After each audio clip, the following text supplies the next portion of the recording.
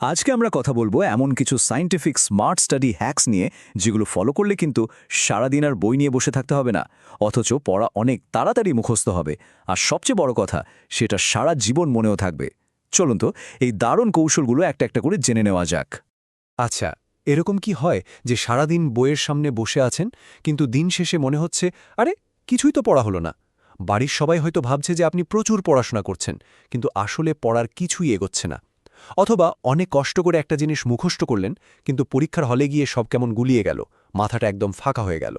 যদি এই সমস্যাগুলো আপনার চেনা চেনা মনে হয়, তাহলে আজকের এই আলোচনাটা আপনার পড়াশোনার পদ্ধতিটা কিন্তু একেবারে বদলে দিতে পারে। আমি জানি সিলেবাসের চাপ অনেক বেশি, তো এখন থেকে আর গাধার মতো খেটে লাভ নেই। এবার স্মার্ট ওয়ার্ক করতে হবে, কারণ আসল লক্ষ্য তো এটাই যে কম সময়ে আরও ভালোভাবে আরও এফেক্টিভলি পড়াশোনা করা, যাতে পরীক্ষাতেও ফল ভালো হয়, আবার নিজের জন্যও কিছুটা সময় বেঁচে যায়। তো প্রথমেই আসা যাক সবচেয়ে বড় সমস্যাটায়, মানে টাইম ম্যানেজমেন্ট। একটানা ২-৩ ঘন্টা বই নিয়ে বসে থাকলে কি হয় বলুন তো? আমাদের ব্রেনটা স্বাভাবিকভাবেই ক্লান্ত হয়ে পড়ে, আর তার ফলে মনোযোগও কমে যায়। আর তখন যাই পড়ি না কেন, কিচ্ছু মাথায় ঢোকে না। কিন্তু এর একটা দারুণ বৈজ্ঞানিক সমাধান আছে। এই সমাধানটার নাম হল পোমোডোরো টেকনিক। এটা এমন একটা সায়েন্টিফিক পদ্ধতি যা আপনার ব্রেনকে ক্লান্ত হতে না দিয়ে পড়াশোনায় পুরো মনোযোগটা ধরে রাখতে সাহায্য করে। এর পেছনের বিজ্ঞানটা খুব সহজ।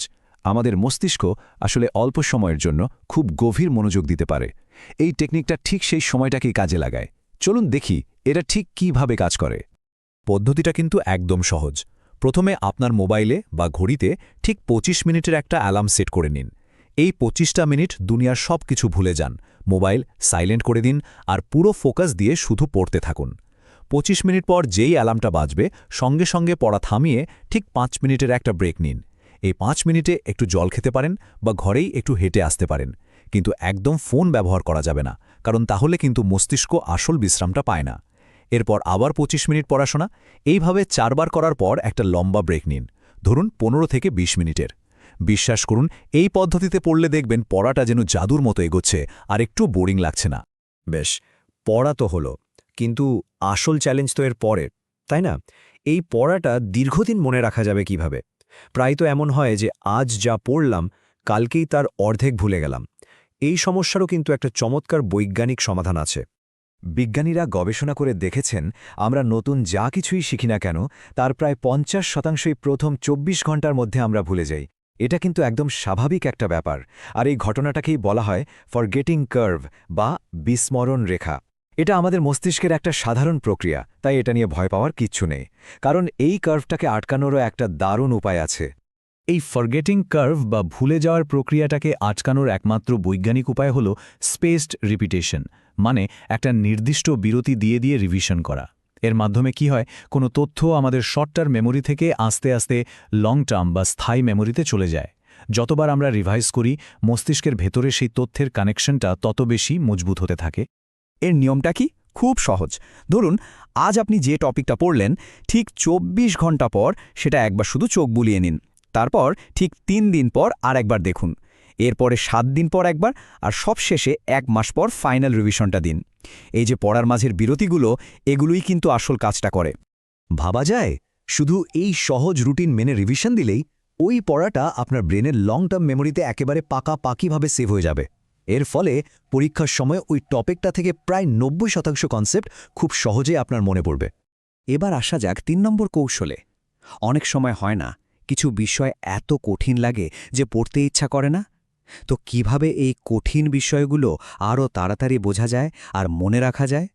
এর জন্য আমার সবচেয়ে পছন্দের টেকনিকটা হলো নোবেলজয়ী বিজ্ঞানী রিচার্ড ফাইনম্যানের পদ্ধতি। তার কথা ছিল খুব সহজ। কোনো বিষয় আপনি আসলেই কতটা ভালো বুঝেছেন তা পরীক্ষা করার সেরা উপায় হলো সেই বিষয়টা অন্য কাউকে একদম সহজ ভাষায় বুঝিয়ে দেওয়া। পদ্ধতিটা খুব মজার। ধরুন, আপনি একটা খুব কঠিন টপিক পড়লেন। পড়ার পর এবার বইটা বন্ধ করে দিন। এবার মনে মনে কল্পনা করুন যে আপনার সামনে এমন একজন বসে আছে যে ওই বিষয়টার কিছুই জানে না। তাকে আপনি নিজের ভাষায় ওই কঠিন বিষয়টা একদম সহজ করে বোঝানোর চেষ্টা করুন। বোঝাতে গিয়ে যেই জায়গাটায় আপনি আটকে যাবেন বা খেই হারিয়ে ফেলবেন, বুঝে নেবেন ওই জায়গাটাতেই আপনার দুর্বলতা রয়ে গেছে। এবার বইটা খুলে আবার শুধু ওই নির্দিষ্ট অংশটুকুই ভালো করে পড়ে নিন। বিশ্বাস করুন, যে পড়াটা আপনি অন্যকে বোঝাতে পারবেন, সেই পড়াটা আর জীবনেও ভুলবেন না। আমাদের সিলেবাস তো বিশাল, এত তথ্য, এত ইনফরমেশন যে সবকিছু মনে রাখাটা সত্যি খুব কঠিন। তাই এই তথ্যের জট থেকে মুক্তি পেতে স্মার্ট উপায়ে নোট তৈরি করাটা খুব জরুরি। আমরা বেশিরভাগ সময় কি করি? পুরো বইটা পড়তে থাকি। স্মার্ট পদ্ধতি হল পড়ার সময় শুধুমাত্র সবচেয়ে জরুরি পয়েন্ট, কোনো সাল, সংজ্ঞা বা ফর্মুলাগুলো হাইলাইটেড বা পেন দিয়ে দাগিয়ে রাখা। এতে কি হবে, যখন আপনি রিভিশন দেবেন তখন শুধু ওই দাগারো অংশগুলো দেখলেই পুরো বিষয়টার একটা ছবি আপনার মাথায় চলে আসবে, আর অনেকটা সময়ও বেঁচে যাবে। আর যদি কোনো বড় প্রশ্নের উত্তর বা আস্ত একটা চ্যাপ্টার সহজে মনে রাখতে হয়, তার জন্য একটা অসাধারণ জিনিস আছে। সেটা হলো মাইন্ড ম্যাপ। এটা তথ্যগুলোকে সুন্দর করে সাজানোর একটা ভিজুয়াল টেকনিক, যা আমাদের ব্রেনের জন্য খুব কাজের। একটা সাদা খাতার মাঝখানে মূল টপিকটা লিখুন। তারপর ঠিক যেন একটা গাছের ডালপালা বেরোচ্ছে সেভাবে শাখা প্রশাখা দিয়ে তার সাবটপিক আর জরুরি পয়েন্টগুলো লিখুন। আসলে কি বলুন তো, আমাদের মস্তিষ্ক বড় বড় প্যারাগ্রাফের চেয়ে ছবি বা ডায়াগ্রাম অনেক তাড়াতাড়ি এবং সহজে মনে রাখতে পারে। তাই এই পদ্ধতিটা ভীষণ কার্যকরী। তো এতগুলো দারুণ টেকনিক তো জানা হলো, কিন্তু শুধু জানলেই তো হবে না, তাই না? এগুলোকে কাজেও লাগাতে হবে। তাই এবার সবার জন্য একটা ছোট্ট চ্যালেঞ্জ। কোনো কাল থেকে করব নয়, চ্যালেঞ্জটা শুরু হচ্ছে আজ থেকে, ঠিক এখন থেকে।